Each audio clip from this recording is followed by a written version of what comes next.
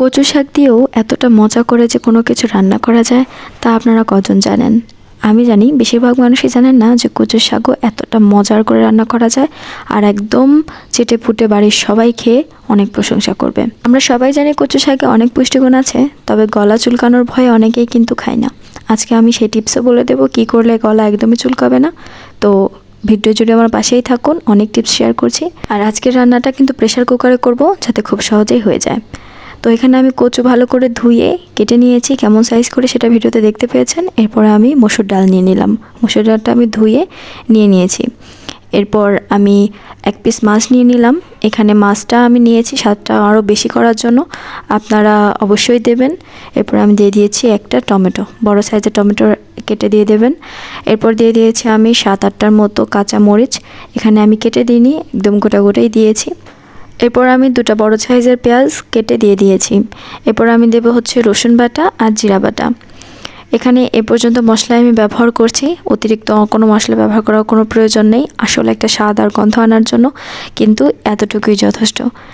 এখানে আমি মাছের যে পিসটা নিয়েছি দেখতে পাচ্ছেন, এটা হচ্ছে পেটের যে পিসটা থাকে সেই পিসটা। এই পিসটা নিলে কাটার সংখ্যা অনেক কম হবে, সেজন্য আমি এটা নিয়েছি।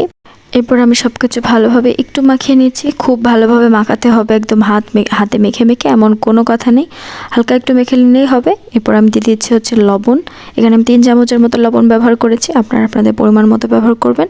এরপর 1 চামচ হলুদের গুঁড়া আর 1 চামচ মরিচের গুঁড়া, অনেক বেশি হলুদের গুঁড়া ব্যবহার করার কোনো প্রয়োজন নেই, তাহলে কচু শাকের যে সবুজ অংশটা আছে সেই রঙটা নষ্ট হয়ে যাবে। তো আমি এখানে পানি ব্যবহার করেছি, দেখতে পেয়েছেন। এখানে আমি 1 কাপের মতো পানি ব্যবহার করেছি, খুবই কম, অনেক বেশি পানি ব্যবহার করতে যাবেন না, কেননা কচু থেকে অলরেডি অনেক পানি বের হবে। তো আমি এখানে প্রেশার কুকারটা আটকে দিয়েছি। এখানে আমি মোটামুটি 5টা শিশ দিয়ে নিয়েছিলাম।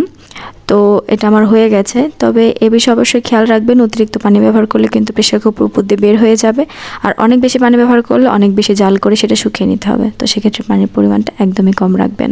তো দেখতে পাচ্ছেন এখানে আমার হয়ে গেছে। যখন আমি দিয়েছিলাম তখন কিন্তু পুরো প্রেশার কুকার জুড়ে ছিল, কিন্তু এখন দেখেন একদম অর্ধেক হয়ে গেছে। তো এই জন্য আমি বলেছিলাম যে পানির পরিমাণটা কম রাখতে হবে। তো মাছটা আমি তুলে নিচ্ছি, এরপর যে আমি কাঁটাটা বেছে নেব। এখানে যে মাছের কাঁটা কম সেই মাছটা ব্যবহার করলে আপনাদের বাছতে সুবিধা হবে। আমি ব্যবহার করেছিলাম সিলভার মাছের পেটিটা, তো আপনারা চাইলে যে কোনো মাছটাই এখানে ব্যবহার করতে পারবেন। এরপর আমি নামিয়ে নিয়েছি একটা কড়াইয়ে। এই প্রসেসটা আপনারা প্রেশার কুকারও করতে পারবেন, তবে আপনাদের দেখানোর সুবিধার্থে আমাকে কড়াইয়েই নামিয়ে নিতে হয়েছে। তো আমি ভালো করে ডাল ঘুটনি দিয়ে এটা ভালো করে একদম ব্লেন্ডের মতো করে নিয়েছি। অবশ্যই ব্লেন্ডারে নিয়ে ব্লেন্ড করতে যাবেন না, এটা হালকা একটু ছাড়া হলেই খেতে বেশি ভালো লাগবে। এরপর আমি শিখিয়ে দিব কিভাবে এটা রান্না করলে গলা একদম চুলকাবে না আর খেতে একদম বেস্ট হবে। আচ্ছা, এখানে আমি প্রথমে কড়াইয়ে তেল নিয়ে নিয়েছি, তারপর শুকনো মরিচ কয়েকটা নিয়ে নিয়েছি। একটু কালো হয়ে আসলে আমি এর ভেতরে দিয়ে দিয়েছি হচ্ছে পেঁয়াজ দিয়ে আমি ভালো করে এটা ভাজা করে নেব। খুব বেশি ভাজা করার প্রয়োজন নেই। এ পর্যায়ে আমি এখানে দিয়ে দিলাম হচ্ছে পাঁচফোড়নটা অবশ্যই আপনারা দেবেন, তাহলে গন্ধ আর স্বাদটা একদম 100-এ 100 হবে। তো সব কিছু উপকরণ মিলে আমি খুব ভালো করে একটু ভাজা করে নিলাম, আর এখানে আমি লেবু দিয়ে দেব। এই লেবুটা আপনারা অবশ্যই দেবেন, এটা যে স্বাদটা কত গুণ বাড়াবে আপনারা যদি খান কখনো তাহলে বুঝতে পারবেন। এই পর্যায়ে গন্ধটা শুকলেই মনে হবে যে না, একটা আসলেও অন্য রকম জিনিস রান্না হচ্ছে। আর এখানে লেবুটা ব্যবহার করলে কিন্তু গলা চুলকানোর ভয়টাও অনেকটা কমে যাবে।